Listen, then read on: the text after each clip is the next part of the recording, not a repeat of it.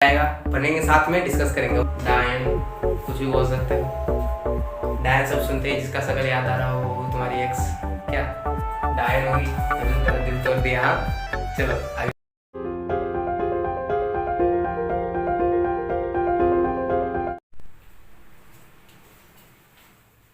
Hello मित्रों, स्वागत है आपका बिग ब्रेन्स में। ये है आपका यूनिट एंड मेजरमेंट का लेक्चर नंबर 2। पिछले लेक्चर में हमने क्लासिफिकेशन पढ़ा था और फिजिकल क्वांटिटीज का डेफिनेशन पढ़ा था। फिजिकल क्वांटिटीज वो जिसको हम लोग मेजरमेंट करने वाले हैं, ठीक है। तो हम लोग ने कल क्लासिफिकेशन पढ़ा बेस्ड ऑन डायरेक्शन, जिसमें हमने पढ़ा स्केलर एंड वेक्टर। स्केलर जिसके पास डायरेक्शन नहीं है, सिर्फ मैग्नीट्यूड है, एग्जांपल स्पीड एंड डिस्टेंस।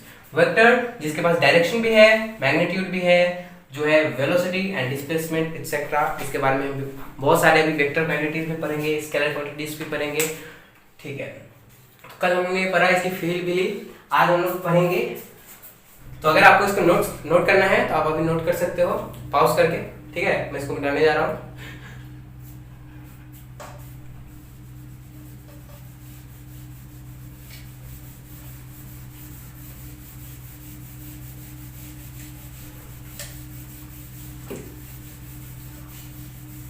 और जो हमारा दूसरा क्लासिफिकेशन है वो है बेस्ड ऑन डिपेंडेंसी, मतलब किसके ऊपर निर्भर करता है। तो based on dependency physical quantities को दो पार्ट्स में बांटा गया है। पहला फंडामेंटल क्वांटिटीज, उसको आप बेस क्वांटिटीज भी बोल सकते हैं। क्यों? क्योंकि फंडामेंटल क्वांटिटीज वो हैं जिनसे सारी क्वांटिटीज अलग दूसरी क्वांटिटीज बने हैं, वो अपने एक दूसरे से भी इंडिपेंडेंट है और बाकी सारी क्वांटिटीज से भी इंडिपेंडेंट है। तो मैं यहाँ लिख देता हूँ बेस्ड ऑन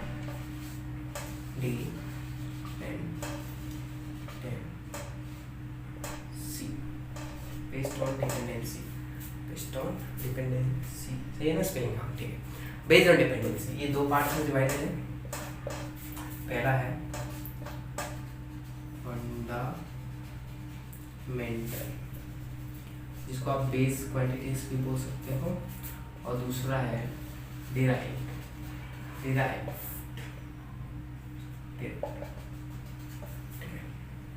फंडामेंटल क्वांटिटीज यानी कि base quantities, these are independent, these are independent, ये सब इंडिपेंडेंट है। यानी कि इनको कोई भी अदर फिजिकल क्वांटिटीज से कोई फर्क नहीं पड़ता और सारी फिजिकल क्वांटिटीज इनसे मिलकर बनी है, इसीलिए इन्हें बेस क्वांटिटीज भी बोलते हैं। और डिराइव्ड फिजिकल क्वांटिटीज, इसका मतलब तो आप इसका नाम से समझ गए होंगे क्यों इनका नाम डिराइव्ड फिजिकल क्वांटिटीज है। क्योंकि ये सारी जो क्वांटिटीज है ये फंडामेंटल क्वांटिटीज से मिलकर बनी हुई है। ये सारी जितनी भी क्वांटिटीज है वो फंडामेंटल क्वांटिटीज से मिलकर बनी हुई है, यानी कि these are dependent on fundamental quantities. ये है क्लासिफिकेशन बेस्ड ऑन डिपेंडेंसी। चलिए विस्तार में बात करते हैं फंडामेंटल क्वांटिटीज के बारे में अलग से और डिराइव्ड क्वांटिटीज के बारे में अलग से। और बस यही दो क्लासिफिकेशन है जो आपको यूनिट्स एंड मेजरमेंट में पढ़ने हैं फिजिकल क्वांटिटीज के। बाकी फर्दर कोई भी अलग क्लासिफिकेशन में नहीं बांटा गया है। Fundamental quantities,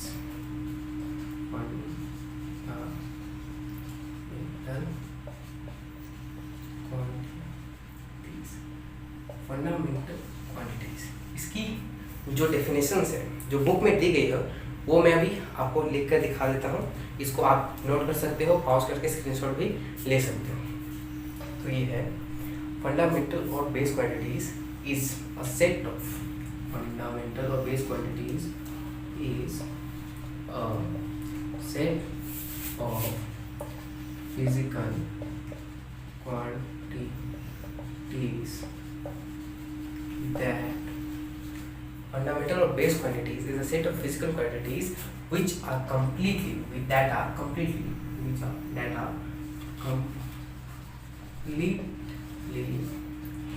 independent, which are completely independent of each other, and other physical quantities which are completely independent of each other and other physical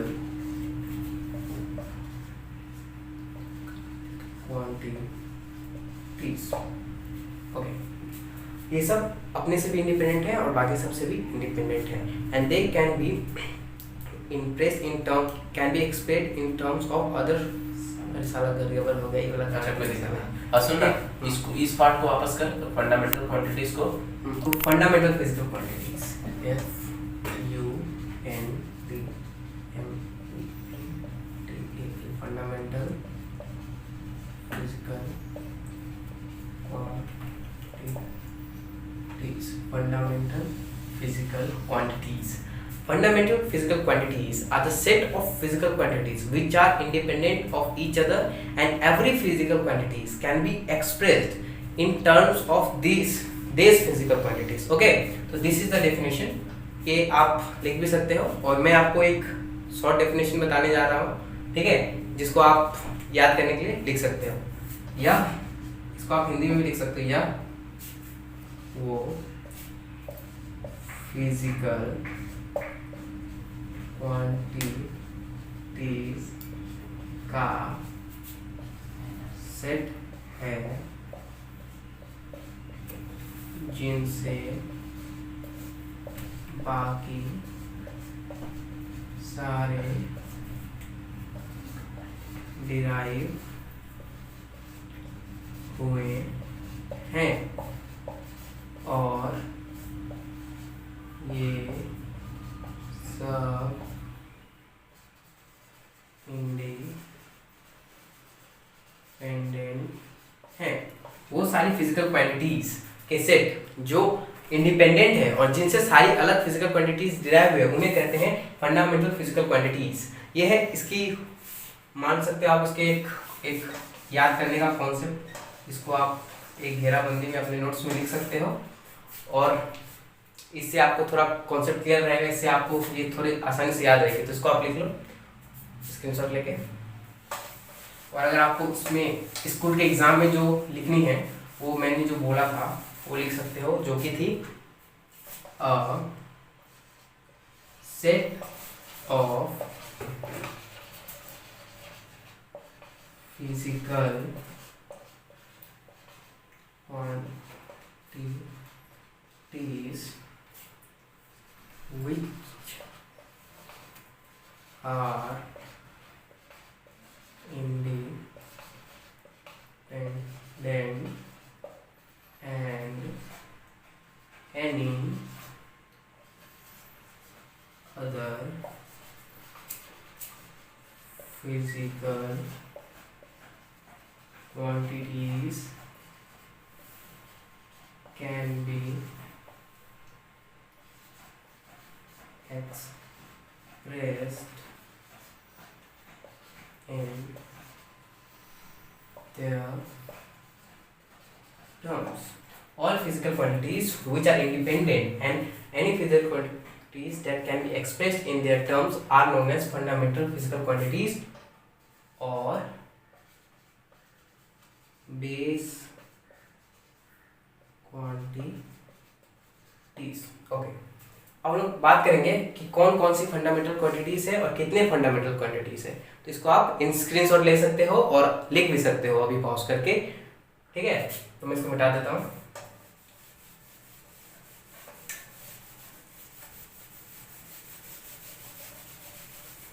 तो टोटल 7 फंडामेंटल क्वांटिटीज है, यानी कि टोटल 7 बेस क्वांटिटीज है। ओके, चलो बात करते हैं total कितने कौन कौन से 7 बेस फिजिकल क्वांटिटीज हैं। तो जो तुम्हारी पहली बेस क्वांटिटी है यानी कि फंडामेंटल क्वांटिटी है वो है लेंथ, LENGTH, लेंथ। लेंथ मतलब क्या? डिस्टेंस, डिस्प्लेसमेंट, ये सारी लेंथ में आ जाएगी। तुम्हारी हाइट सब कुछ लेंथ में आती है, ठीक है, जिसको आप मेजर करते हो सेंटीमीटर में, मीटर में, किलोमीटर में, इंचेस में, ठीक है, फुट में। ये सारी है लेंथ की यूनिट्स। बहुत सारी यूनिट्स हैं, लेकिन जो स्टैंडर्ड यूनिट हम यूज करते हैं वो है इसकी मीटर, ठीक है। और इसको हम लोग रिप्रेजेंट, मीटर को रिप्रेजेंट करते हैं एम से। फिर दूसरी जो फिजिकल क्वांटिटी है वो है मास। उसका एसआई यूनिट है केजी, जिसको रिप्रेजेंट करते हैं हम लोग एक के और जी से। ठीक है। तीसरी हमारी जो फिजिकल क्वांटिटी है, फंडामेंटल फिजिकल क्वांटिटी, वो है टाइम। टाइम को हम लोग मेजर करते हैं हार में, मिनट में, सेकंड में, पर इसकी ऐसा यूनिट है सेकेंड्स, जिसको हम लोग रिप्रेजेंट करते हैं एस, ठीक है। और आपकी जो fourth physical fundamental base quantity है वो है टेम्परेचर। जो फोर्थ आपकी फंडामेंटल बेस क्वांटिटी है वो है टेम्परेचर। फोर्थ फिजिकल क्वांटिटी जिसकी ऐसे यूनिट है केल्विन। इसको हम लोग सेल्सियस और फ़ारेनहाइट में भी मेजर करते हैं। ज़्यादातर तो हम लोग सेल्सियस में ही मेजर करते हैं, लेकिन इसकी जो ऐसा यूनिट है, जो इंटरनेशनल सिस्टम ऑफ यूनिट्स जिसको यूनिट दी गई है एसआई, वो है kelvin.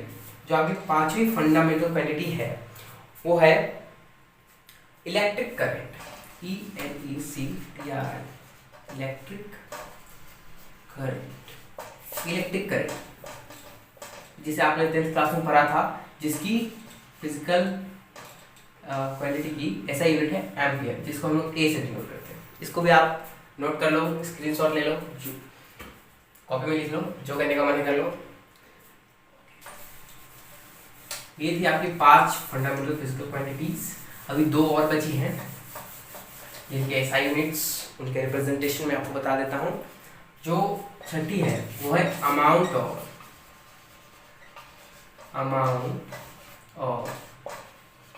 Substance. Amount of substance से क्या समझ आता है कि वो सब्सटेंस कितना है। तो अभी तो आपको इसकी कोई याद ही नहीं आ रही होगी, क्यों? तो ऐसा तो हम लोग कुछ पढ़ा ही नहीं है। तो पढ़ा है भाई, एक पढ़ा है, mole is the amount of substance, जिससे हमने पढ़ा था 9th क्लास में, एक्सेट्रा। आगे बाकी पढ़ेंगे हम, ठीक है। 7 में आती है लाइट, लाइट, और इसको बोल सकते हैं ल्यूमिनस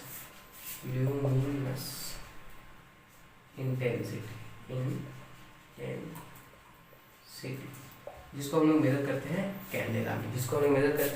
कैंडेला में, और उसका रिप्रेजेंटेशन है सी, है। तो ये है हमारी 7 फंडामेंटल और बेस क्वांटिटी। इन्हीं से सारी फिजिकल क्वांटिटीज डिराइव हुए हैं, इन्हीं से सारी फिजिकल क्वांटिटीज बने हैं। बाकी सबसे इंडिपेंडेंट है, ठीक है। चलो, तो फिर अब मैं बात करता हूँ थोड़ी सी डिराइव्ड क्वांटिटीज के बारे में। डिराइव्ड क्वांटिटीज, और उसकी भी मैं आपको लिखवा देता हूँ डेफिनेशन। तो उसकी डेफिनेशन मैंने उतनी बार बोल दिया, आपको याद ही होगी। बुक किस लैंग्वेज में? Derived quantities. Derived physical quantity. The quantities which can be expressed in the terms of fundamental quantities are called derived physical quantities. The quantities that can be expressed, the quantities that can be expressed in terms of fundamental physical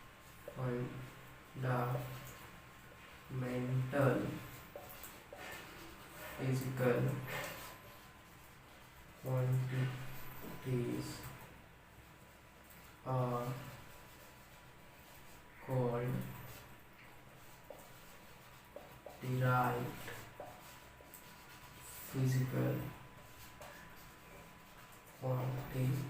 quantities, are called derived physical quantities, जिसके example हैं work,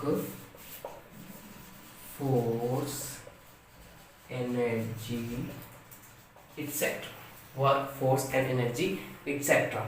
अगर इसको note करना चाहते हो तो इसको note कर लो, स्क्रीनशॉट ले लो, और इसको मैं हटा देता हूँ।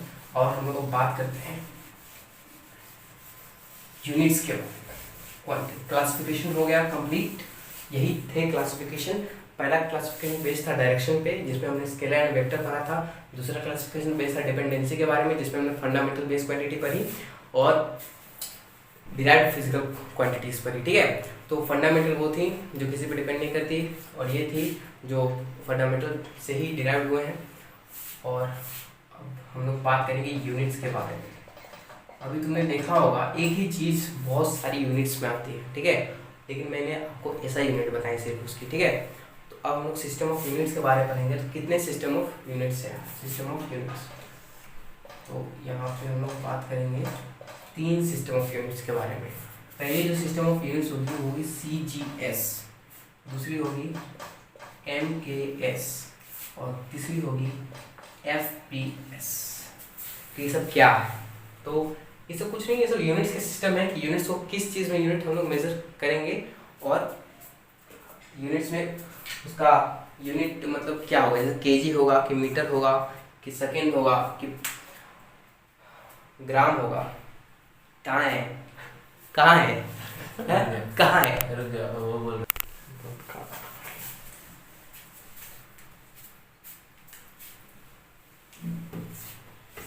चलो मैं अभी पढ़ाता हूँ यूनिट्स के बारे में। अभी मैं तुमको पढ़ा रहा था जब फिजिकल क्वांटिटीज मतलब बेस क्वांटिटी, तुमने देखा होगा उसमें मैंने बहुत अलग अलग यूनिट्स लिखे थे उस पर। जैसे कि मैंने मास का लिखा था केजी, मीटर, ग्राम, मिलीमीटर, मिलीग्राम, ये सब होता है ना। तो अब हम कौन सा यूनिट यूज़ करें?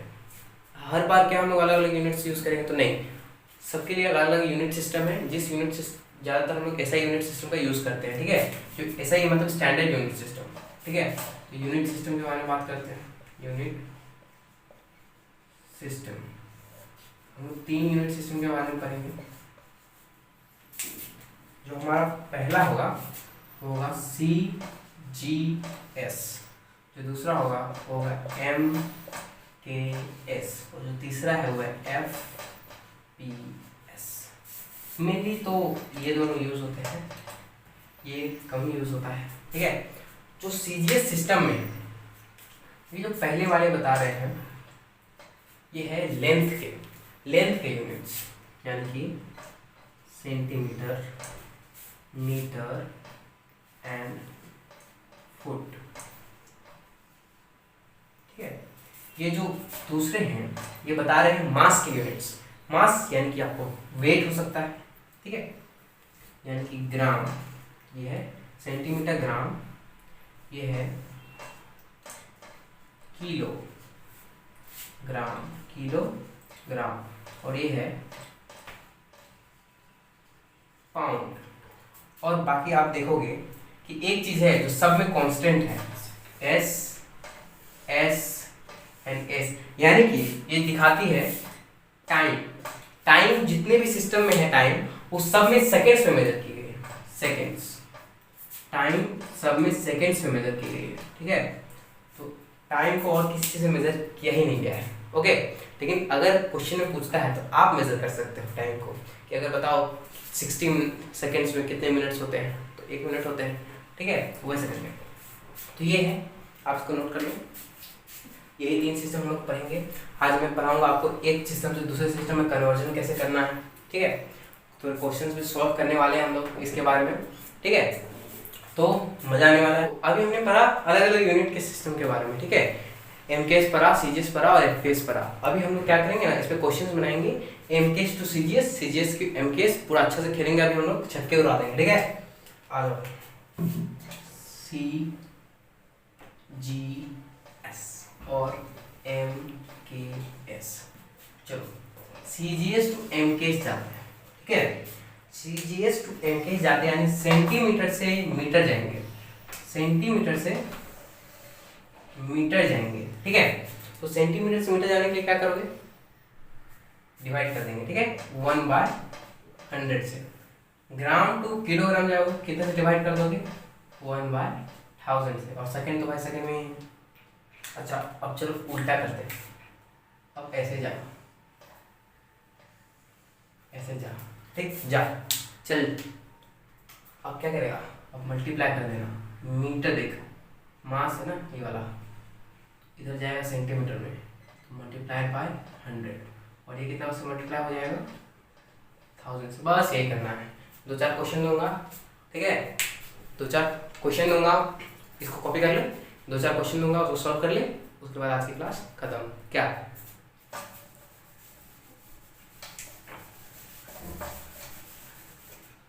तो मैं लिख देता हूँ उधर, क्या लिख दूँ, लिख दी, ये लिख देता हूँ फोर्स बराबर 10 न्यूटन। तो ये क्या लिखना है, थोड़ा रुको, पहले थोड़ा लुल्लू बुल्लू क्वेश्चन देता हूँ, एकदम आसान वाला। ठीक, तो पहले मैं दे देता हूँ, क्या कर ले, पहले तू इसको चेंज कर ले, 10 मीटर स्क्वायर को, एरिया का यूनिट ये मीटर है, यानी कि क्या है MKS में, ठीक है। तो इसको CGS में चेंज कर ले। फिर मैं दे देता हूँ 10 मीटर पर सेकेंड, स्पीड की हो गई। फिर मैं क्या दे दूँ, अब मैं देता हूँ 10 न्यूटन। ये क्वेश्चन थोड़ा स्टार में कर दे, ये थोड़ा मस्त क्वेश्चन है, बाकी ये बना चल बना, फिर मैं बना के दिखाऊंगा।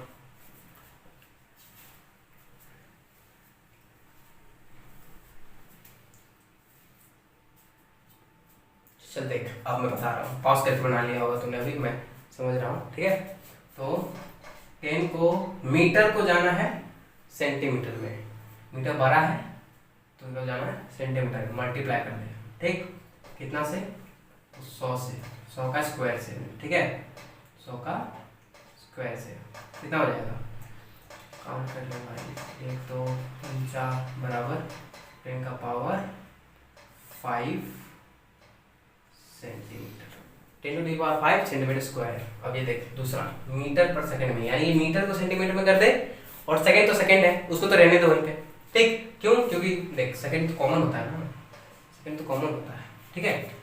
10 मल्टीप्लाइड बाय मीटर को सेंटीमीटर में, यानी कि 100 बाय सेकंड, तो सेकंड है, क्या हो गया 10 का पावर 3 सेंटीमीटर पर सेकेंड, सेंटीमीटर है ना। ये हो गया तेरा दूसरा आंसर। अब देख, इसको लिख ले, 10 न्यूटन को मैं रब करके बताऊंगा, ठीक है, लिख लेना पॉज करके। देख, पहले देखते हैं कि न्यूटन है क्या, 10 न्यूटन, ठीक है। फोर्स को क्या लिख सकते हैं, m है, क्या है, मास है, एक्सेलरेशन। मास तो किस चीज से यूनिट है उसका, केजी है, एक्सेलरेशन का क्या यूनिट है, मीटर पर सेकेंड स्क्वायर, है ना।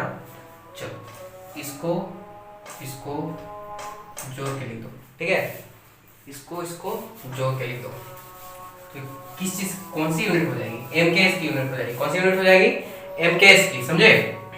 तो फोर्स की यूनिट क्या होगी, केजी मीटर पर सेकेंड स्क्वायर, क्या हो गई, केजी मीटर पर सेकेंड स्क्वायर, यानी कि आपको केजी को कितना में कन्वर्ट करना है, ग्राम में, मीटर को कन्वर्ट करना है सेंटीमीटर में, और सेकेंड स्क्वायर तो सेकेंड स्क्वायर रहेगा। और ये हो गया CGS, न्यूटन हो गया CGS सिस्टम में, है ना, जिसको हम क्या बोलते हैं, डायन कुछ भी बोल सकते हो। डायन सब सुनते हैं, जिसका शकल याद आ रहा हो वो तुम्हारी एक्स क्या डायन होगी, तभी तो तेरा दिल तोड़ दिया। हाँ चलो आगे बढ़ते हैं, तुमको फोर्स न्यूटन को डायन में चेंज करना है, तो यहाँ है 10 न्यूटन, यानी कि 10 kg मीटर पर सेकेंड स्क्वायर, ये चेंज होगा, 10 kg को करना है सेंटीमीटर में, यानी कि मल्टीप्लाई कर देगा 1000 से, फिर मीटर को करना है, मीटर को सेंटीमीटर में करना है, 100 हो जाएगा, और फिर सेकेंड स्क्वायर वो तो वही रहेगा, क्या हो गया 10 न्यूटन बराबर 1 2 3 4 5 6 10 to the power 6 dyne. Answer dyne, जो कि CGS यूनिट न्यूटन का है ना। बस ये 3 क्वेश्चंस हो गए। तो यहाँ पे आपको मैं होमवर्क दे रहा हूँ, होमवर्क आपको चेंज करना है MKS टू CGS में। पहला क्वेश्चन है 23 newton to question mark dyne, दूसरा है 216 मीटर स्क्वायर। ये है होमवर्क क्वेश्चंस, इसकी जो आंसर है, आंसर मैं कल सॉल्व कर दूंगा, और कुछ होमवर्क आपको स्लाइड में भी मिल जाएंगे, ठीक है, जो मैं डिस्क्रिप्शन में अटैच कर दूंगा, तो उसको भी आप सॉल्व कर सकते हो। ओके, इसको नोट कर लेना पॉज करके। एंड